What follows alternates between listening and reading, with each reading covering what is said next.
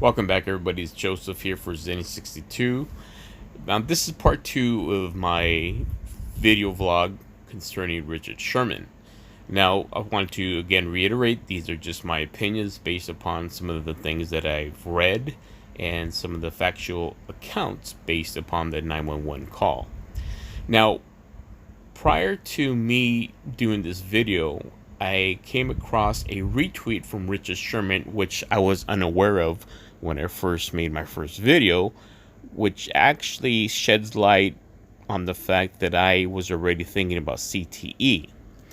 And one of his retweets on July 13th was a curious tweet that maybe shed some light about the events that happened on July 14th. So again, I want to say that this whole CTE situation kept bothering me, and I kept speculating as to maybe the reasons for some of the behavior. So I looked at Richard Sherman's Twitter account, and as you can see there, it says Richard Sherman retweeted about an event on July 13th by Oxia CEO Dr. Michael Wind will participate in one Nucleus webinar on concussions. Now think about that.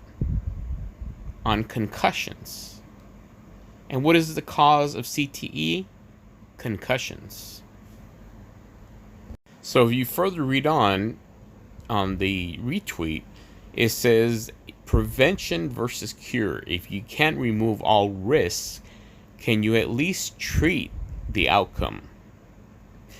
So, which poses again more questions than answers. Is this a situation where Richard Sherman was already concerned, and he's an extremely bright guy that went to Stanford, and just by hearing him speak, you know that, he's really using and connecting all his brain cells to figure out what possibly could be going on maybe in his head, or he's just curious about concussions.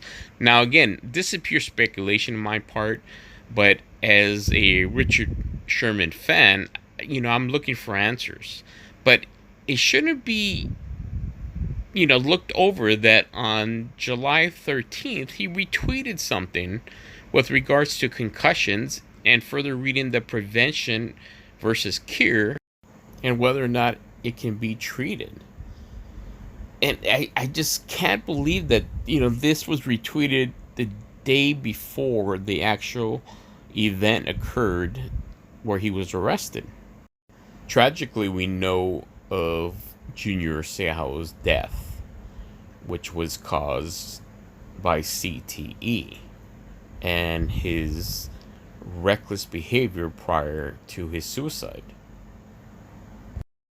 A NIH study found that since 1990, Junior Seau had a highly distinguished 20-year career playing football in the National Football League as a linebacker, from which he sustained multiple concussions. He committed suicide on May 2nd, 2012, at age 43, after which an autopsy confirmed a diagnosis of CTE. And that article was reported on January 17, 2020. Unfortunately, there has been several players, college and pro, who have died at the hands of suicide due to CTE. The picture in front of you is University of Pennsylvania football player Owen Thomas. He was 21 years old when he committed suicide. It is said that he was researching, based on the evidence that was found when he committed suicide, he had been researching CTE, looking for answers. And previous to his suicide, he had complained to his parents about issues that he was suffering. And it's very unfortunate because he's not the only one, as I mentioned. He also had other NFL players like Andre Waters and Terry Long of the NFL. They all succumbed to suicidal behaviors based upon their CTE diagnosis. So we do see how tragic this situation can be. Now, My assumptions based upon the evidence are pure speculation on my part with regards to Richard Sherman. But at the very least, it's a conversation that I thought was interesting to have and something that we should all stop to consider when you think about some of the erratic behaviors of these athletes who turn out that once they've committed suicide and no longer with us, have suffered greatly from CTE. Again, this might all blow over. It might be just an isolated event. He had a bad day. He was drunk.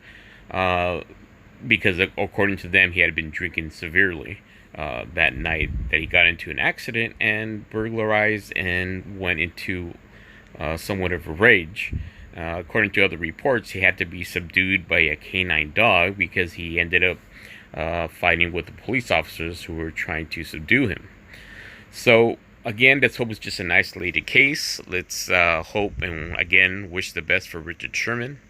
And at the very least, keep your prayers for him. Keep it here on Zenny62, and don't forget to like and subscribe.